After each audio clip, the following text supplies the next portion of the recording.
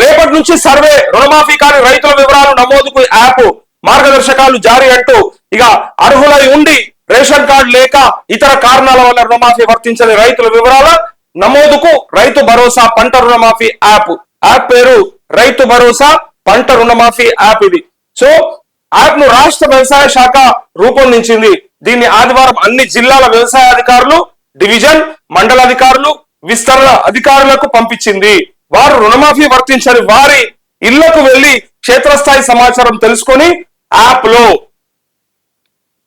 లో details enter చేస్తారని ఈ వార్త సారాంశము. అది ఎట్లా చేస్తారనేది ఒకసారి చెక్ చేసుకుందాం మనం కూడా. ఎందుకంటే ఏ గైడ్లైన్స్ లేవని చెప్పి టెన్షన్ అవుతున్నటువంటి రైతులకి ఇక్కడ చూడండి, నమోదు చేయాలని మార్గదర్శకాలు జారీ చేసింది. సో నమోదు అనంతరం రైతుల నుంచి ధృవీకరణ పత్రం తీసుకోవాలని, స్థానిక పంచాయతీ కార్యదర్శి సంతకం తీసుకోవాలని సూచించింది. ఇక్కడ చూడండి ఒకసారి ఆ యాప్ ఎంటర్ చేసిన తర్వాత, యాప్ లో డీటెయిల్స్ ఎంటర్ చేసిన తర్వాత ఇక ధృవీకరణ పత్రం తీసుకుంటూ అట్లే స్థానిక పంచాయతీ కార్యదర్శి సైన్ కూడా లోకల్ పంచాయతీ సెక్రటరీ ఉంటారు కదా ఈవో, సో వాళ్ళ సంతకం కూడా తీసుకుంటారట.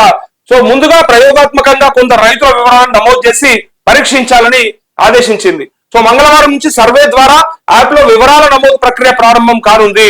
మరోవైపు 2 లక్షలు దాటిన వారికి అదనపు మొత్తాలను వసూలు చేసేందుకు బ్యాంకులకు వ్యవసాయ శాఖ అనుమతి ఇచ్చింది అంటూ ఇప్పుడు వ్యవసాయ శాఖ అనుమతి ఇచ్చిందిగా. ఎట్లా అనుమతి ఇచ్చిందో ఒకసారి చూద్దాం మనం.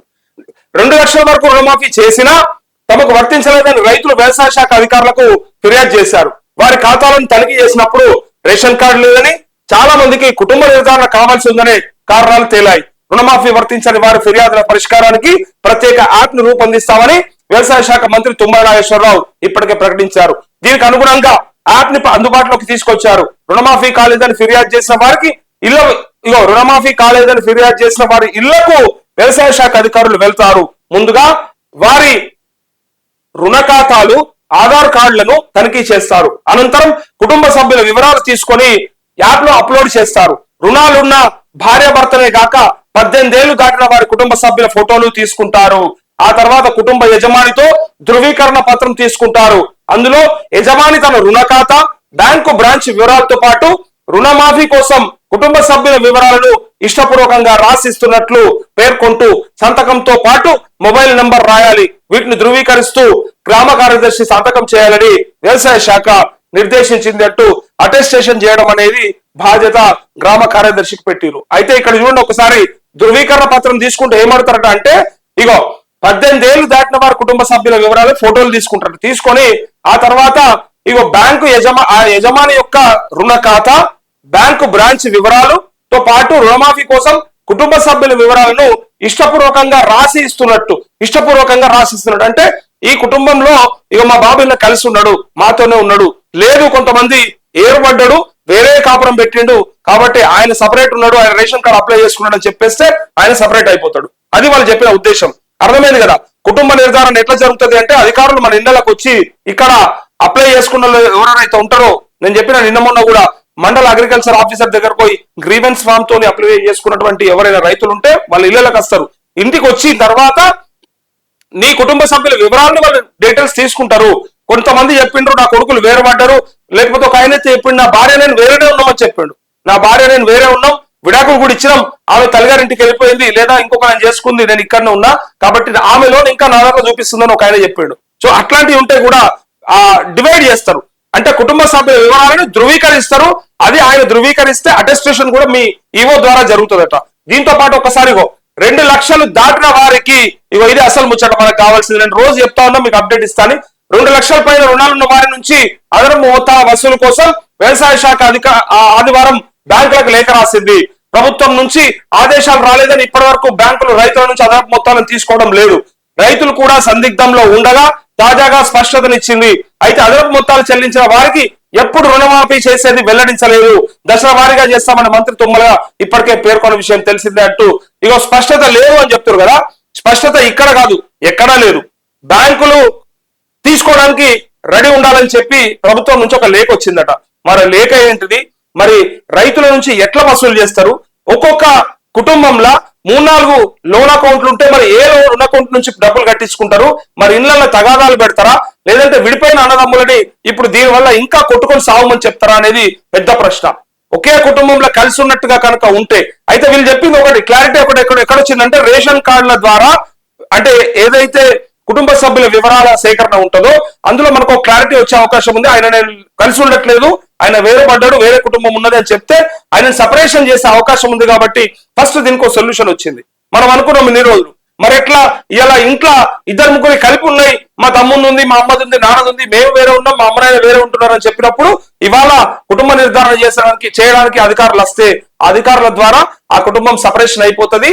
సో ఆ యాప్ ద్వారా సపరేషన్ అయిన తర్వాత మీరు ఎందులోకి ఎలిజిబుల్ అవుతారు అనేది తెలుస్తుంది, ఒక క్లారిటీ.